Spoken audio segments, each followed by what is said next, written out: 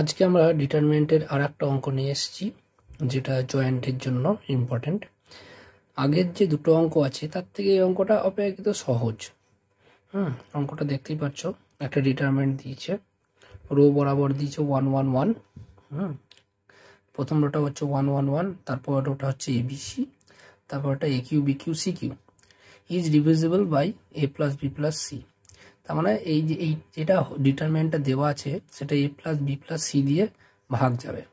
তাহলে দেখা যাক অঙ্কটা কিভাবে করা যায়। তাহলে অঙ্কটা শুরু করছি। আমরা এখানে একটা কলম অপারেশন করব। কি আমরা জানি এটা C2, এটা C3, তাহলে C2 থেকে C1 বাদ দেবো, আর C3 থেকে C1 বাদ দেবো। তাহলে C2 থেকেও C1 বাদ দেবো, C3 থেকেও C1 বাদ দেবো। সেজন্য C1 মানে কলম 1টা আমরা যা আছে তাই লিখে দিই। আর এই যে C2 থেকে C1 বাদ দেবো, তাহলে এটা থেকে এটা বাদ দিলে হয় 0, এইটা থেকে এটা বাদ দিলে হয় B মাইনাস এ, আর এইটা থেকে এটা বাদ দিলে হয় BQ মাইনাস AQ।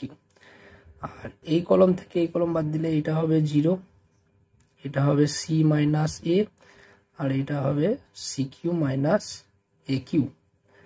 তাহলে আমরা কি অপারেশনটা করলাম? কলম অপারেশন।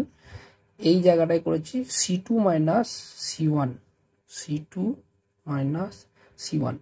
তাহলে কার ঘরে করেছি? C2 ঘরে। তাহলে সেজন্য C2 ড্যাশ, এরকম ভাবে ভাবতে পারো।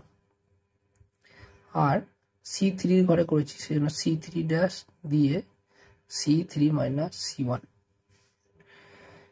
এবার একটা জিনিস দেখো, আমি একবার লিখবো যা আছে তাই। প্রথম কলামটা এরকম, দ্বিতীয় কলামে যেটা আছে 0, B মাইনাস এ। এবার এটাকে যদি আমরা ফ্যাক্টরাইজ করি তাহলে হবে B minus A into B square plus A B plus A square. আর এইখানে হবে 0 C মাইনাস এ, এটা হবে C minus A C square plus AC plus A square. এবার ডিটারমিনেন্টটাকে ক্লোজ করে দিই। এবার দেখো, এই দ্বিতীয় কলাম থেকে B মাইনাস এ কমন চলে আসছে, আর এখান থেকে C মাইনাস এ কমন চলে আসছে। তাহলে আমরা কমন নিয়েই লিখব, এটা যা আছে তাই লিখি 1 b square plus ab plus এ স্কোয়ার হবে। আর এইখানটায় হবে, থার্ড কলমে হবে 0 1 c square plus ac plus এ স্কোয়ার। এবার দেখো কি করা যায়। B minus A into c minus a, এই যেটা আছে এইটাকে দেখো 1-এর যে এই যে প্রথম রয়ে 1-এর পাশে দুটো 0 আছে, সেই জন্য 1-এর পাশাপাশি যে 1-কে নিয়ে যে রো আর কলম আছে সেটাকে বাদ দিয়ে যে কোফ্যাক্টরটা পড়ে থাকে সেটাই হয়ে যাবে এই ডিটারমিনেন্টের অ্যান্সার। মানে অ্যাকচুয়ালি এটাকে লিখবো আমরা 1 b square plus ab plus এ স্কোয়ার, আর এটা হচ্ছে 1 c square plus ac plus এ স্কোয়ার। এবার আমরা কি করব? এবার আমরা ডিটারমিনেন্টটাকে ভেঙে দেবো। তাহলে এটা বি মাইনাস এ, এটা b minus A into c minus a. আর এই ডিটারমিনেন্টটা যদি ভেঙে দিই, এটা ইন্টু এটা c square plus ac plus এ স্কোয়ার হচ্ছে, মাইনাস হবে এইটা। তাহলে একবারে বিয়োগ করে দিই, b square minus ab minus a square. এবার দেখো স্কোয়ার স্কোয়ার কেটে যাচ্ছে, তাহলে এই ক্যালকুলেশনটা করবো, বি মাইনাস এ ইন্টু সি মাইনাস এ। দেখো এটা হচ্ছে সি স্কোয়ার মাইনাস বি স্কোয়ারটাকে একবারে লিখে যদি আমরা ফ্যাক্টর করে দিই তাহলে এটা হবে সি মাইনাস বি আর সি প্লাস বি, আর এইটাকে যদি নিয়ে এখানে এ কমন নিই তাহলে প্লাস এ কমন নিলে হচ্ছে সি মাইনাস বি। এবার সি মাইনাস বি আর সি মাইনাস বি যদি কমন নিই তাহলে পড়ে থাকছে সি মাইনাস বি কমন নিলে পড়ে থাকছে সি প্লাস বি প্লাস এ, আর এটাই আমার দরকার ছিল। এটাকে একটু ভালো করে লিখি এটা, তাহলে একবার পরিষ্কার করে লিখি কি পেলাম, বি মাইনাস এ ইন্টু সি মাইনাস এ ইন্টু সি মাইনাস বি। এটাকে আমরা যেহেতু সবাই যোগ তাহলে এটাকে লিখতে পারি এ প্লাস বি প্লাস সি।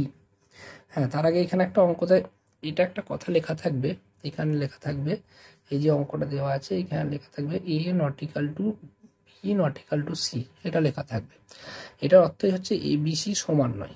তাহলে এ বি সি যদি সমান না হয়, বি মাইনাস এটা not equal to zero, c minus এটাও not equal to zero, c minus বিটাও নট ইকাল টু জিরো, তাহলে কোনো একটা ইন্টিজার হবে, সে প্লাস হোক মাইনাস হোক।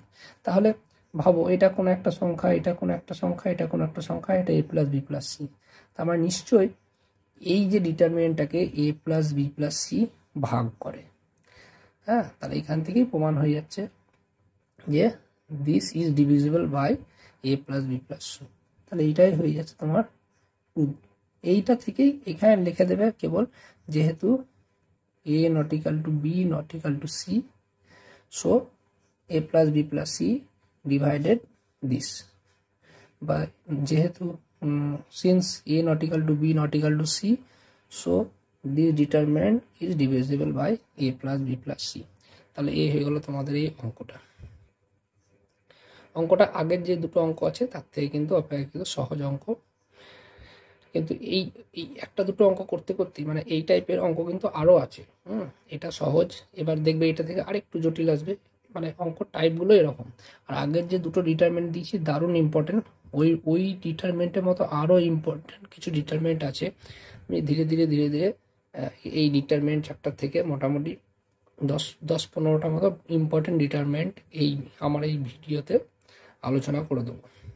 তোমরা শুধু একটু ধৈর্য ধরে দেখবে, আর তোমরা একটু জানাবে যে তোমাদের কি কোথাও কিছু বুঝতে অসুবিধা হচ্ছে কি হচ্ছে না, এটা আমাকে বলবে। তোমরা যারা দেখো তারা বেশিরভাগই আমার স্টুডেন্ট, তারা আমাকে জানিও, ফেসবুকে হোক হোয়াটসঅ্যাপে হোক জানাবে যে কোথায় কি অসুবিধা।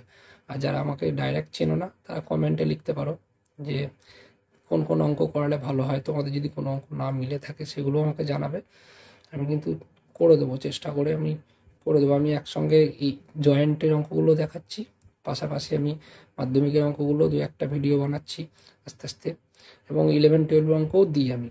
সুতরাং আস্তে আস্তে যদি আমরা ধৈর্য ধরে অঙ্কগুলো করি, সব ক্লাসের অঙ্ক আস্তে আস্তে কভার হয়ে যাবে।